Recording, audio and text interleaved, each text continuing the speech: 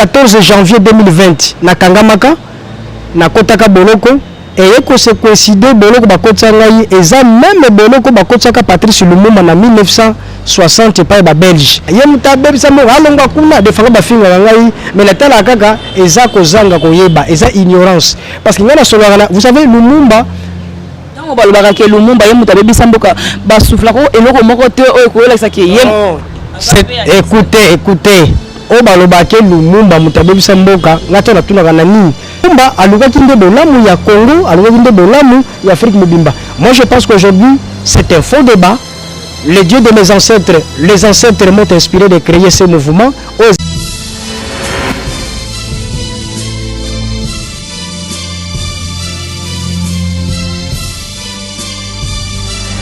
17 janvier 1961, 17 janvier 2022, 61 ans déjà depuis l'assassinat de l'héros national de la République démocratique du Congo, Emery Patrice Lumumba. Tozalaki na mwana mboka pe Patrice mwana mboka Lumumba Kiambia Vanga, Joseph Lumumba Kiambia Vanga. Joseph Lumumba, oui, comment on dit Joseph Lumumba Kiambia Vanga. Quand on a expliqué Joseph, ils ont trop moulin, on a expliqué, on a expliqué vraiment. Tous en a pour la robette masolo, il y a héros national Nabiso Emery Patrice Lumumba, assassinat naie. Le lengeni ni benda et bongi vraiment tout le monde a célébré car Emery Patrice Lumumba au hasard héros national Nabiso. Donc pour na ko pesa penza ku pour na bamboka ebele ba misusu ba pesa kraye ba pesa ba komba ba veni ba misusu ba pesa ba komba ba commune ba misusu ba pesa ba komba ba quartier ba misusu bazo tengisa bana na classe mais baza ba congolais te suko tozana ye papa Lumumba awa ye ko expliquer biso vraiment importance na yango. Bonjour monsieur Lumumba. Oui, bonjour madame la journaliste. Oui, nous avons na occasion il y a 61e anniversaire na occasion il y a 61e anniversaire il y a assassinat il y a Patrice Emery Lumumba lelo ezaki mokolo na sangisaki ba panze sango ba journaliste na sangisaki bango pona ko talisa bango mouvement on a outil ko créer na créer ki mouvement na boloko parce que moi petite histoire le 14 janvier 2020 na Kangamaka na kotaka boloko et que se coïncide boloko bakotsa ngai eza même boloko bakotsaka Patrice Lumumba na 1960 pa ba Belge.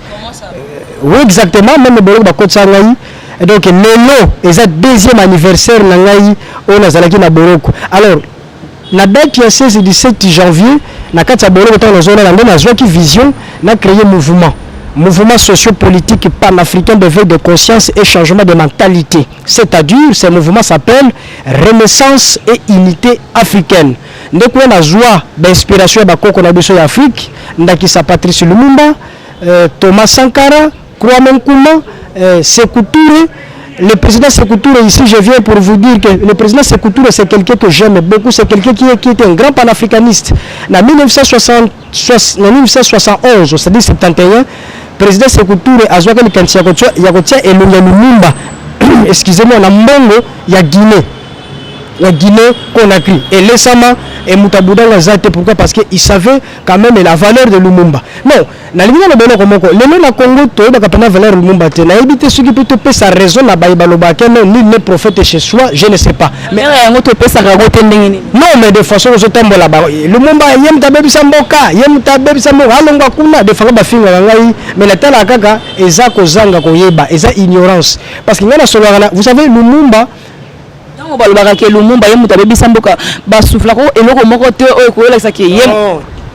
Écoutez o baloba ke Lumumba mutabe bisamboka ngata na tuna kana nini raison ba ça kaka azo dépendant avant non ko so dépendant avant c'était un faux débat parce que ceux qui na ko rappeler bino tant que tu sois indépendance le 30 juin Congo zaka déjà pays moko même niveau na Canada ba Afrique du Sud ku ba hôtel matin ba ba ko jola traitement a Angola ku tika na yo même la Chine là ne pouvait pas mettre patte et pas la biso. D'ailleurs c'est nous qui aidons des fois la Chine ko pese badon.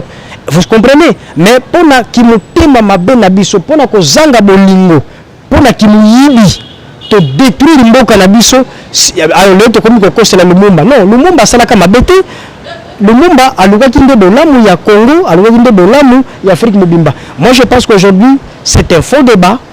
Les dieux de mes ancêtres, les ancêtres m'ont inspiré de créer ce mouvement. Oyo mouvement ya ba africain nyonso, mouvement ya ba congolais nyonso. Oyo ils ont prôné changement de mentalité, ils ont prôné la création d'une nouvelle citoyenneté congolaise. Nous devons être conscients que ce pays nous appartient.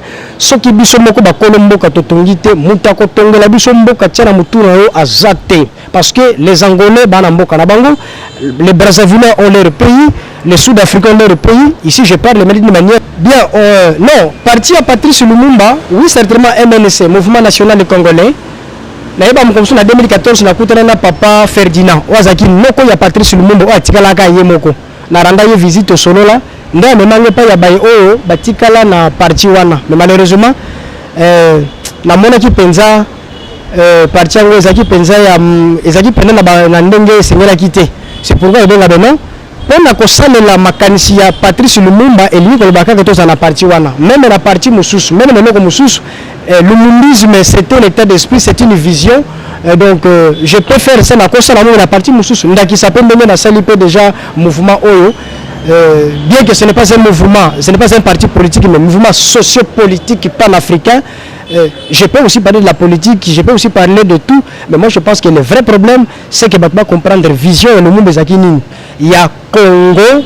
Il y a des Congolais na Congo. Congolais à l'aise peut à se retrouver peut à Bongisambo Kanaye et bah richesse il y a Congo et profiter na ba Congolais avant tout. Il y a un qui vraiment résumé il y a Patrice Lumumba. Donc pour la Patrice Lumumba, il faut Congolais nion surtout à se sentir à l'aise, à lire bien, à la bien, à tanga bala na yeba zo ba choix médicaux tout ça et non ndenge tozomo na boy ba pa ya bazo dondwa bazo vimbana bazo lia kitoko biso moko ba kono na woto zonyo kwa. Oui, honorable wana avant otozonga na point de presse otikoleka po nga na yibio mwandambu avant tozonga kuna na mikano kutuna wa eloko moko honorable Lumumba ozo sala makambo oh parce que ozo linga na élection obima na élection en 2023 ou bien po batu mususu na ndako je crois ba yebi na honorable Lumumba te po mona soki amoni na nzaka ka sayonde Lumumba yo wana zo tambola ozo sala ngo ba ozo banda déjà ba propagande non déjà na se to pe.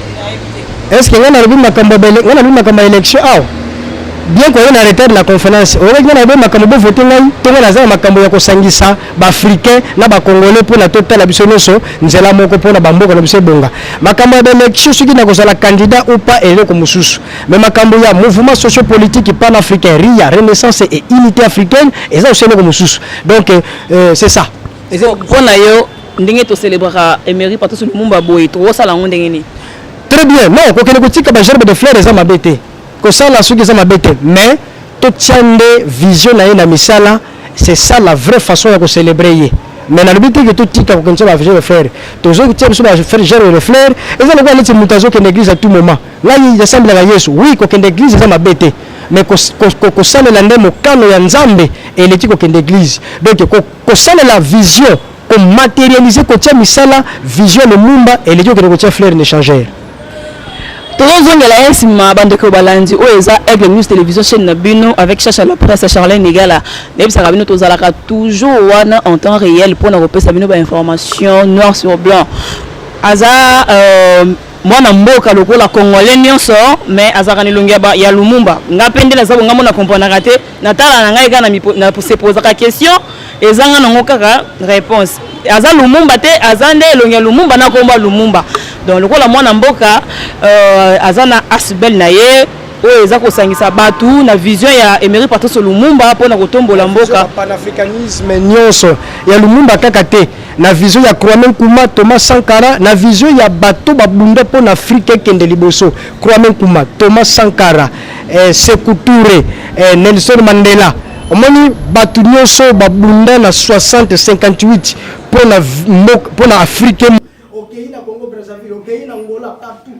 Donc ce n'est pas une personne objet de Sakanelaka. Vous savez dans d'autres pays ils ont de Mao na Chine so ke kuna olobi ne busoba ba ko diembikayo. parce que c'est quelqu'un qui s'est battu pour tout ça. Vous savez très bien, en 2014, tant au sommet à francophonie. Maintenant, je suis en train de parler pour nous parce que je veux naïe. Vous voyez bien que tant au sommet à francophonie, ça va en 2014. Le président Mohamed Massef Mazouki, il y a Tunisie. Tant au Yakawa, à l'obit, il y a un pèlerinage dans Mboka Oyo, un jeune Moutoumoko, à l'époque, à Bunda, à Salaba discours, à Bunda pour la Afrique, pour la Congo. Et donc, il y a l'âge à 18 à l'époque. Et donc, moi je pense que le Lumumba, nous devons le respecter. Et ça, quelque chose que nous avons commettre, nous avons dirigé le Mboka, nous allons aussi Mabiso, avec le Bakim d'Abé Bissamboka. Non, le Lumumba n'a rien fait du mal, mais le Lumumba n'a cherché que Tozwa, Kimkwanza. Et ça, nous avons dit que nous avons dit que nous avons dit que nous avons dit que nous avons dit que nous avons dit que nous avons dit que nous avons dit que nous avons dit que nous avons dit que nous avons dit que nous avons dit non. Tout le monde a lamba, tout le monde a 10 plus au monde. Ce qu'on te joue, nous avons là, nous sommes pas venus à ça. Nous sommes ruinés, nous sommes tout ça, mais le monde n'a rien fait du mal. À qui d'après les locaux, il y a ma paix, il y a Congo, il y a Congo, ce qu'a qui est dans le locaux, tout ça. Non, moi je pense que prenons conscience pour moquer Bonga. Et ça, nous j'aime qui est. Et ça, quand il y a un gana, yoto lindana, tu joues dans la boca, tu vas porter la poche, tu vas la misala, et c'est simple. Tout ça, bilanga, tout bokola, tout ça, c'est pourquoi la lobby fait de formation des jeunes dans les domaines techniques et puis les équiper. Donc le Lumumba, vraiment, c'est une grande personnalité que nous ne pouvons pas continuer à s'amuser. Dans la nappe, ceux qui n'ont pas le Lumumba, ils n'ont pas si pour la Congo, parce que c'est parmi. C'est vrai, il y a beaucoup de gens pour la Congo. Moutaka Savou Babunda. Tout le monde a dit que l'indépendance, c'est ça, pour le Lumumba. Fumikimbangu, Ebele, et tout ça. Mais peut-être parce que à un moment où nous sommes tout ça. Mais moi, tout le monde la reconnaissance et pas comme Bakibabouila pour la Congo. Donc, pour la partie sur Lumumba, nous sommes de cœur avec lui. Mais la vraie façon, il y a pour commémorer Batouana, vraie façon pour commémorer Laurent Désiré Kabila, Mouta Lumumba, Mouta Kimbangu, et tout ça, vraie façon, il y a pour Tchande Makanisi, Bango Bazalaki, on a mis ça là. Voilà les vraies façons pour commémorer Bango. Mais exactement que nous avons commémoré Bango, il y a pour Tchamba Fleur, mais Makanisi, Bango Bazalaki, pour l'Afrique, on va dire pour le Congo, on a mis ça là, on les a, le quoi dit, prière, il y a Mouta Masumu, et pas Yanzam, les ans, on va tirer la femme. Donc voilà ce que je peux dire. Il y a encore une autre question? Question à Kaboun. Question à Kaboun. Bon. Moi je pense que le président Kaboun, il a sali et ça du tout côté, dans ce pays, parce que ça d'abord, la partie des presse, je ne sais pas, Nini et Komeli Bango, dans ce comité, Nini et Komeli Bango, et pourtant, Bisso, nous avons soutenir le projet, il y a chef de l'État, surtout il y a développement, il y a 145 territoires, mais Bango na Bango, la cuisine interne, je ne comprends pas. Est-ce qu'ils se battent pour les intérêts personnels? Est-ce que je ne sais pas? Alors, moi je ne peux que ici me considérer étant comme sapeur-pompier. Awa, la communauté pyromane était comme sapeur-pompier. Moi je pense que devant les micros, IDPS et Bunda pendant plus de 30 ans. C'est un parti socialiste. C'est un parti qui a donné de l'espoir à tous les peuples congolais. Mais l'élo va du pouvoir. Peuple CPI, qui est batouyo, alors, on doit leur laisser le temps de travailler. Ils sont dans la cima. Ce qui est bon, dit au bêtis ma boue. Ce qui est bon, dit au lobby, net, ce qui est bon, dit dans le baguette, non, ah, classe wana, bon, bon, ça dans le bouquet. Alors, on va besoin de wana, et ça sonne pour la partie na bango ya IDPS, et ça peut pour la côté par calme, et pas y a projet. Il y a chef de l'État, ou Azapé, chef de l'État, il y a parti politique dans Bango, bien qu'à non, Azap président, autorité, on a la partie politique dans Bango, et ce que je vais leur donner comme conseil, il n'est pas tard pour mieux faire. Bavanda, Basolola, Babongisa, Bakongo Tolobaka, Kyokizi, Nikabal.